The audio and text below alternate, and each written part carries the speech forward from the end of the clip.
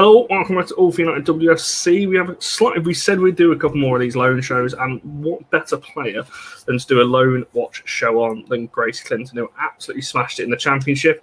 We've got Shahan with us, Bristol City fan. I'll let you kind of introduce yourself in terms of, because you've been on the channel before, but as we were just saying backstage a second ago, it's been quite a while since you've last been on, I believe. But if people don't know who you are, if you want to give yourself an introduction and things like that, why you're doing this show with us on Grace Clinton. Yeah, of course. Thank you very much for inviting me on, Connor. And yeah, you're right. The last time I was on the show, John Foster was still the host. And I'm guessing you are filling in his big, wonderful shoes without the Brummy accent, but you are trying your best. Not quite. For those of your viewers who may not know who I am Shahan. I am a board member of the Bristol City Supporters Club and Trust. I've written articles for Sin 71. And up until recently, I was involved with the Bristol City Vixencast podcast.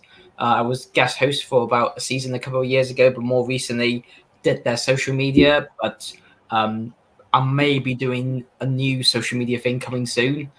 So if you people want to keep an eye on that, and if it does go live, I will send the links to All for United so you all can follow and vice versa.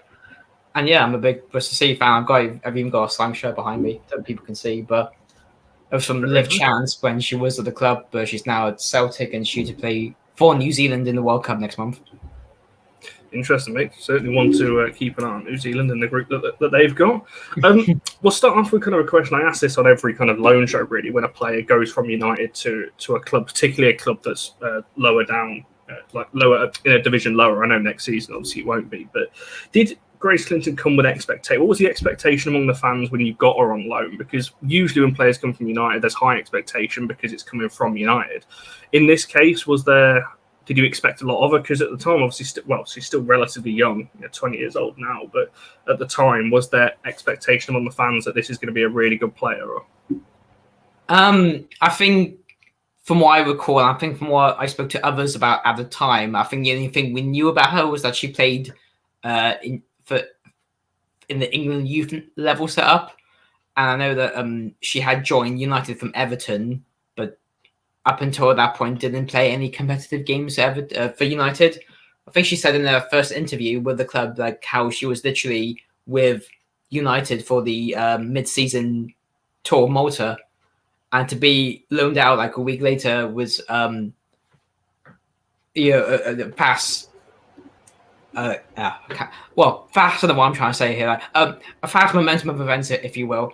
Last season, of course, the loanee we had from Man United was Fran Bentley, who I think some people who followed the Championship knew who she was. But, of course, since, she did so well last season, she ended up signing for us permanently. I think when Grace Clinton did arrive, she also arrived at the same time as Gracie Pearce from Spurs. And the first thing I saw at the time was just, we have two players called Grace. Oh, one's called Gracie, the other's called Gracie. And I think it was just when both players came in, I initially thought it was just for them just to get some game time, to impress their parent clubs. But yeah, they both Gracie Pearce and of course Gracie Clinton have been very important for the second half of the season.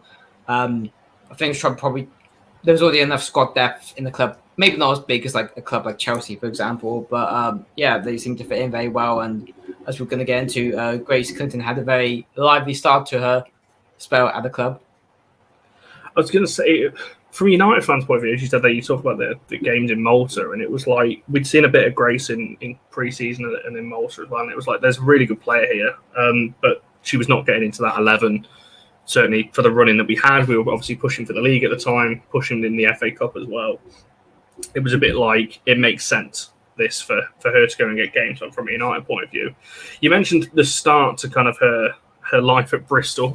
We may as well touch on that before we look at specifics. We're going to talk about positions and what she brought and all those kinds of things. Those first couple of games, scores in her debut, gets sent off in the next. What was that kind of like? For the fact, because you're seeing two opposites there, I'm pretty sure she got 3 yellow cards in the first 2 games. Obviously, one led to the red in the second. But what was that like for you guys watching as well? Because it's like the two opposite ends of the spectrum there. Exactly. I mean, I think for that first game you mentioned, that game was our first game of 2023, and it was the game against Coventry United, who we were losing 2-1, and then we ended up winning 3-2, thanks to two last minute goals. One of them being from Grace Clinton in the 93rd minute to equalize things. But yeah, I had noticed that she did get a yellow card in that game, but I don't know whether like the pressure or the stress just got to her. But of course, the team spirit kept on fighting, and of course, in the 96th minute, where Jodie Hutton crossed the ball for Abby Howson to head with the back of her head, and send it back home fans crazy. But yeah, but I think from the Grace Clinton point of view, yeah, she contributed. Again, had a lively game, and I think as we discussed beforehand, I got to meet her after that game and got a photo, which I'm guessing you probably put up on the screen at some point. But and I said, and I said to her, while live you start to your game, or to your first City game, and sorry, Bristol City game. Obviously, don't want to say the word. Yeah, City. we don't want any of that. And it was just a great debut, and of course, she did get a yellow card. Two yellows and a red in the next game, which was the rescheduled Conti Cup game away at Lewis, which I wasn't at because it was a midweek game, and it was just too far for me to travel to Lewis and back. Looking at those bookings, and I don't know whether it was just like in the moment or like the pressure or the stress, or maybe it's just a rookie mistake that younger players can seem to make. About like potentially losing temper or being hot-headed, but it's something all football players should hopefully learn from, especially when they're young and get that first booking. Yeah, I was going to say, she came on in that game, I believe, at half-time, and then the two yellow cards towards the end. I think we all said at the time she's got a bit of Tooney in her, because Tooney's got a bit of fight like that as well, which is not always a bad thing. A lot of people maybe don't like it, a lot of people do like it, the fact that players do have that side to them, a little bit of edge to them that separates them really from maybe other players in and around that position. Speaking of, where did she play mostly for Bristol? Obviously, we're expecting mostly, central midfield. That's where we signed her. That's where we expected to play. I guess a two-part question, really. One, where did she play for the majority? And what kind of style of play do Bristol play? And where did Grace kind of fit in amongst that? So I think in a position, I think she was usually more of a in the midfield, but sometimes more leading behind like the forwards. And I think compared to since Bristol City were back in the Championship, the football style changed completely. Well, pretty much everything had changed completely. Like I think only Abby Harrison, Amy Palmer, and Jessie Woodley were like the only contracted players who were still with the club when they got relegated. I mean, there was Flo Allen as well, but she's since retired and is now the GM at Norwich. But yeah, I think when Lorna Smith came in 2 years ago, completely different style of football. It's more attacking, it's more playing into the thirds. Definitely a much better football than what I saw under Tanya Oxley and Matt Beard, although they did have different circumstances at the time. And I think looking at the fact that she's before we came online, I was watching a video that the club had posted of all the goals scored throughout the season, she scored more goals than I remember. But yeah, she scored 6 goals or so. She didn't reach the levels of the top goal scorer Shania Hales did. But yeah, I think, as I said earlier, both herself and Gracie Pearce, as well as the other new signing in January, which is Rachel Furness. Fernie was more into the midfield as well and worked alongside Clinton, whereas Pearce was back in defence. But yeah, and I think Clinton was fit into the set really well, and I think she started more games than she did as a sub, if I recall. I haven't got the stats. Sorry. So where do you think her best position is in terms of when you're looking at the midfield? I'm trying to think from a United point of view as well. I'll come back to that in a second. But when you're looking at her time at Bristol, would you say she's better suited a bit further forward? Like when you look, the typical midfield that everyone likes to quote is a 6, 8, and a 10. your holding midfielder, your box to box, and you're a more of attacking midfielder. Which one of those do you think suits her best from the time at Bristol? Do you think she's better a bit further forward or a bit further back? I'd probably say a little bit further back. I mean, there's no disrespect to Clinton, but I think the likes of Fionn Morgan, who ended up scoring some great goals and initially started out as a midfielder, but ended up moving more forward as games went on. But yeah, and I found looking back at her goals, I think there was a couple of goals where she would literally just tapped in with her head because she was literally in the right place at the right time, just receiving the cross from Housen or whoever it may be. I think there might have been a couple of offsides as well, or goals ruled out for offside, and other times goals which may have been offside, but one ruled out as such.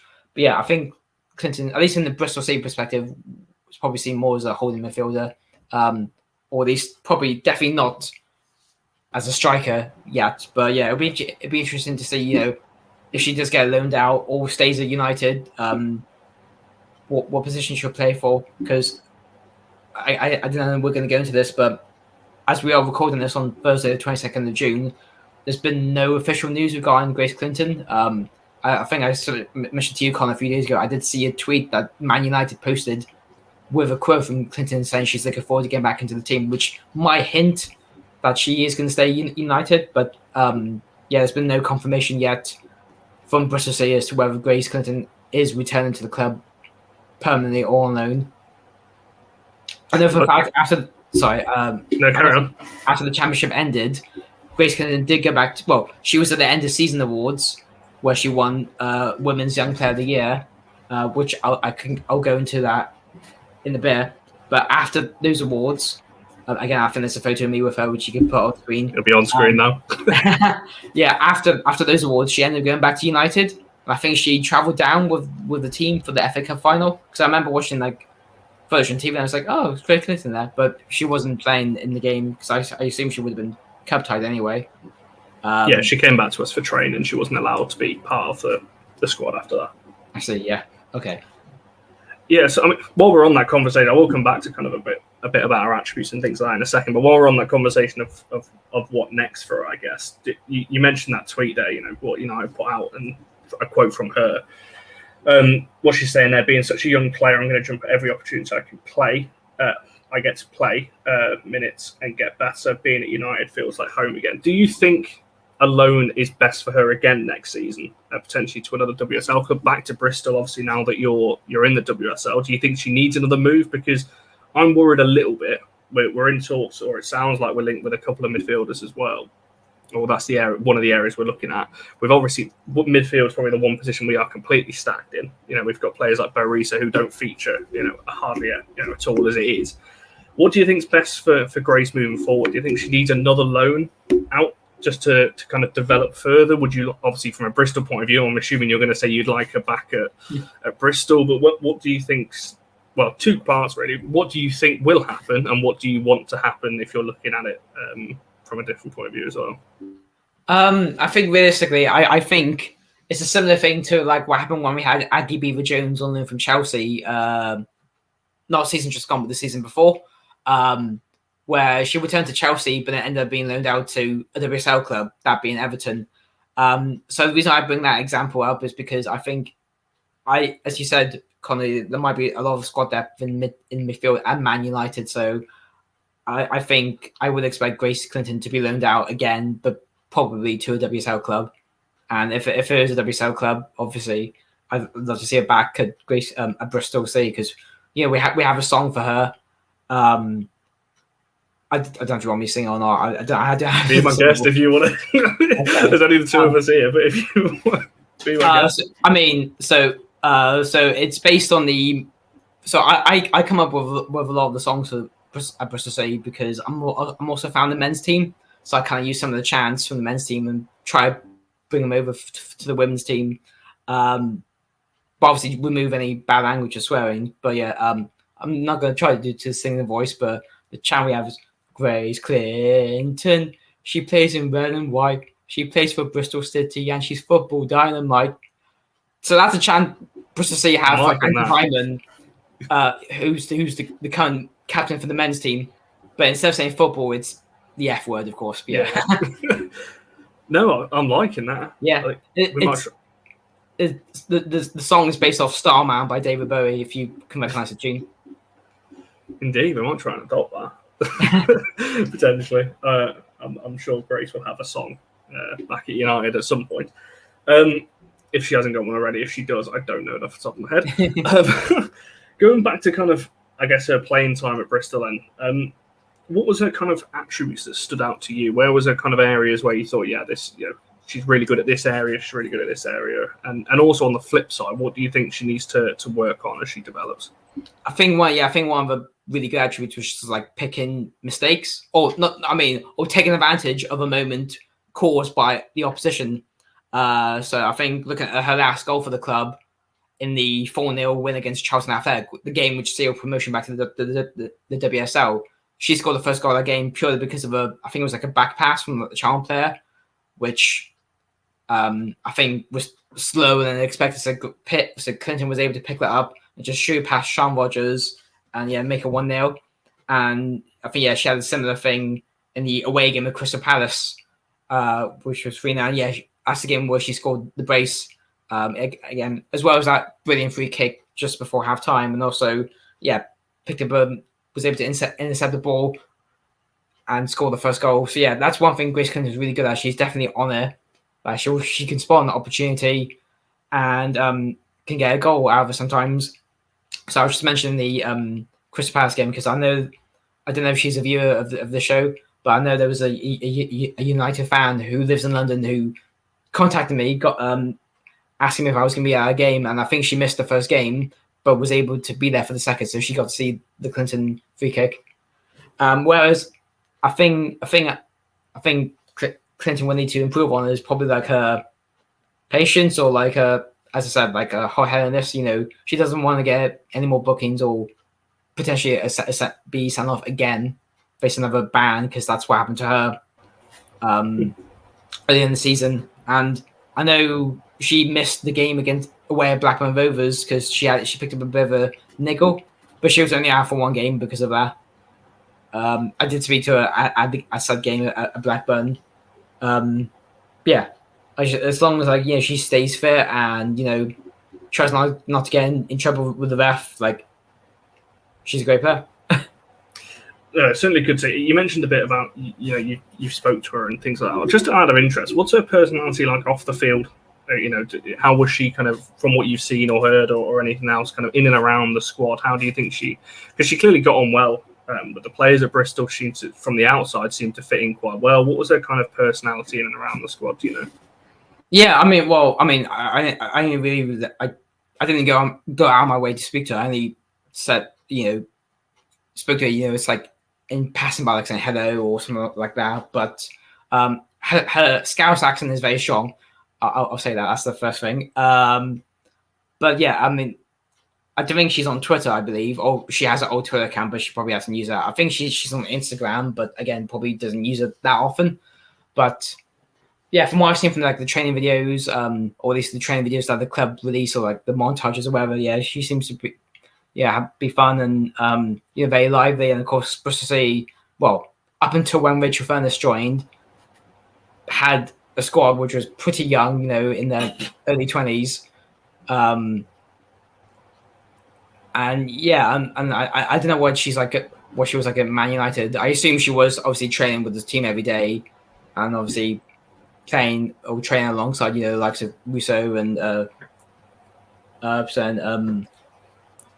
Batcher there before she left. But I was going to say, you've just named the three players. Two of them have gone. One of them it's potentially on the way out as well. That was some three players to choose there for training alongside. But I think just intrigued. I ask that question to every player that goes out on loan, because it is tough, especially for a younger player, to go. It's not exactly like Bristol's close to Manchester. She's travelling down, halfway down the country. Relocating to a place, I don't know whether she knew anyone there prior to going down, so it can be a daunting prospect from a youngster, but from what I've seen from the outside, she seemed to have got on quite well there as well. A couple of questions before we kind of look to wrap this one up and we'll talk a little bit about Bristol as well, but how far do you think she can go then? From what you've seen of her, do you think that is a chance that United have got. Amongst the United fans, anyway, there seems to be an impression that we've really got a star on our hands here from what we've seen from our own eyes in United's pre-season and obviously at Bristol as well. How far do you think she can go? And also, do you think at the moment, the current stage of her career, do you think she's good enough to get into that United either starting squad or starting 11? I think in terms of how far she could go, I'd like to see her. If she does stay in Man United long term, I'd like to see her, make it into that first team. And also, I'd probably like to see her, get a chance with the senior team at England. But I think both of those things are quite a few years away, realistically, in my opinion. And I think, I think as we kind of mentioned earlier, I don't really think she may fit in the current United setup. I mean, obviously, it's going to be exciting for you guys next season. Of course, you got Champions League football for the first time.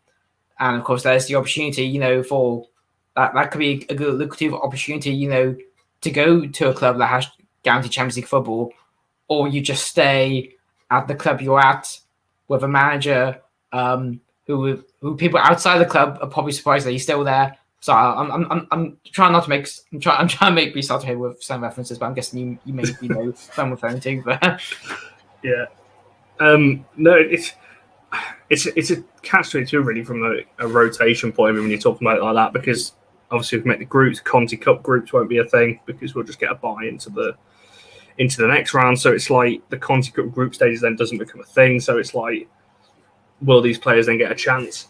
So it's a tough one.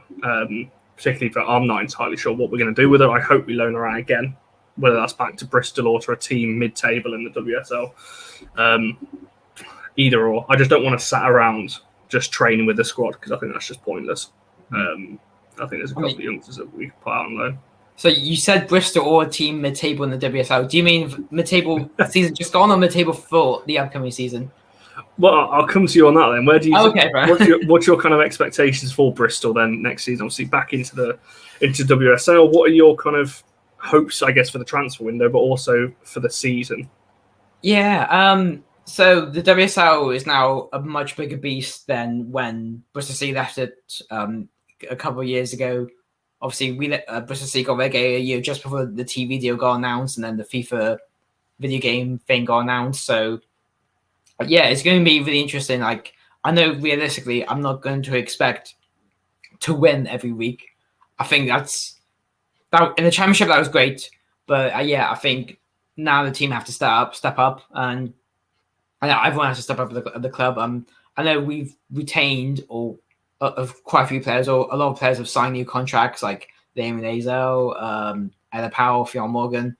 A couple of left or were announced that they were leaving, such as Amy Palmer, interestingly, who actually had a clause on her contract saying if the team got promoted to the WSL, there could be a 1-year extension, but for whatever reason, that was not triggered. So either she chose to leave or the club didn't want it anymore, but I'm pretty sure that will come out at some point. But yeah, it's interesting to see. I hope we do sign some new players that can compete in the WSL and are ready for the WSL. I think realistically, I'll be happy we stay up, but I don't want to have another relegation battle like we did for the last 2 seasons in the WSL. Also, next season is going to be really interesting because all our home games are going to be at Ashton Gate. It'll be interesting to recreate the atmosphere that we had at the Robins High Performance Centre because it was such a small, intimate venue. Obviously, myself and others, making the noise, banging the drums. Going to try and recreate that at Ashton Gate if we can. I think the club have sold over 1,000 season tickets, which is the most they've ever sold. So that's great news already. And I'm looking forward to the away days because I haven't been to the Sports Village yet. And the only time, both teams played at the Sports Village when fans were allowed before COVID was when Ebony Salmon scored the winner back in 2019, I think it was, or 2020.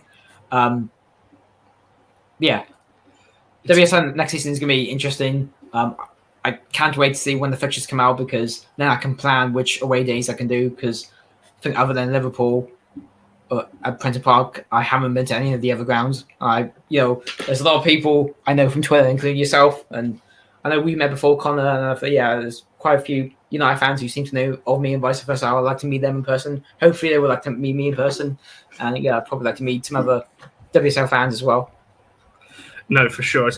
I'm really intrigued next season. I don't think Brighton and Spurs are going to be as bad as they were this season. And then I'm trying to think who would then drop into those positions that they've vacated. You've got the likes of West Ham. I'd worry for them. So I'm not too sure. It's funny you mentioned Brighton because I've just seen I saw the other day they've signed Pauline Bremer from Wolfsburg, and that's a pretty good signing. Like, she's left Champions League football to go. Well, I don't know about now because obviously Bayern Munich won the Frauen Bundesliga, but yeah, come back from Man City to Wolfsburg and then back at Brighton of all places. Of course, Brighton will be interesting to see because of course Melissa Phillips is their manager, who of course was the London City Lionesses, and I think her leaving London City was a significant moment in the Championship last season. I'm not saying London City went downhill because of her leaving, but they didn't win as many games, which kind of helped Bristol City from a Bristol City point of view. I mentioned earlier about Grace Clinton winning the Women's Young Player of the Year award. It's something myself and a few others have observed. So for the second season in a row, again, it's purely just massive coincidence, but the Women's Young Player of the Year award was won by someone unknown for Man United. And of course, I know because I'm from the Bristol City Sports Common Trust, so I help organise the vote or put out the vote, and the vote is open to everyone, members of the public. So it's not just for the Sports Common Trust members. But yeah, it's something that myself and a few others have noticed. Last 2 seasons, the Young Player of the Year goes to Man United, and I'm trying to think, are the United fans like voting? But I don't know. But yeah. But maybe we'll loan you like Evie Rabjon or somebody like that for next season, and we can, a United loanee can win it again. Maybe. I don't know. Maybe keep that trend going. But yeah, certainly a team, Bristol, to keep an eye on. We might do a show close to WSL on them. Just one final kind of quick question before we wrap this one up. Then, out of 10, how would you sum up Grace Clinton's loan at Bristol? Oh, of course. I think based on the performances I saw, I mean, the only game I didn't really. I saw all our home games, but I didn't really go to like many of the away games, such as the game against Lewis and the games against Sunderland. But yeah, I think out of 10, I'd probably say about 7. But as I said earlier, when she came into the club, I think that wasn't in the best way. There wasn't much expectation. It was just more. She's here to get experience, get the game time, potentially impress her parent club. Of course, England Youth International. She's definitely had an impact. And I hope if she were to stay at Bristol City in some form, hopefully she could continue that impact next season. But hopefully not get as many bookings or sending offs. Fingers crossed. Certainly, if she's coming back to United, she can do that at another club. Get it out of her early. Then when she comes back to United, hopefully not. Mm-hmm. Right, we'll wrap it up there. Is there anything you want to shout out while you're on here? I know you did your introduction at the start. But is there anything that you want people to follow if they want to check out your stuff or anything? Yeah, else? Sure. If people want to follow me here on Twitter is at Shahan. My Instagram is Shahan because someone else took the name on Instagram. So thanks for having me on, Connor. I look forward to the invite next season, to talk about any upcoming games between our 2 respective teams. As I said earlier in the show, Connor, I may be launching a new Bristol City fan Connor channel thing. I still haven't decided yet. To be honest, I've been taking the break ever since the season ended. If I do announce something, I will let you know for you know, and of course, definitely follow you guys and follow back. But yeah, cool. Thank you very much for having me on, Connor. No worries, for sure. Make sure you go and check Shahan's Twitter out. It's brilliant as well, and he's also into the same music as me, Ross, which helps. Helps greatly as well. You lost your Metallica virginity a few weeks ago. Sorry we didn't see each other down there, but yeah, there's 100,000 people. I was going to say, with the amount of people, there was no chance. Certainly on that one. So yeah, obviously I tweeted a lot about that, and videos out there I can rewatch to pretend I'm still there. That's for sure. Yeah, of course. So make sure you go and follow in Shahan. Obviously, make sure you're liking this video and subscribing to the channel if you haven't already. And we shall see you guys in the next one.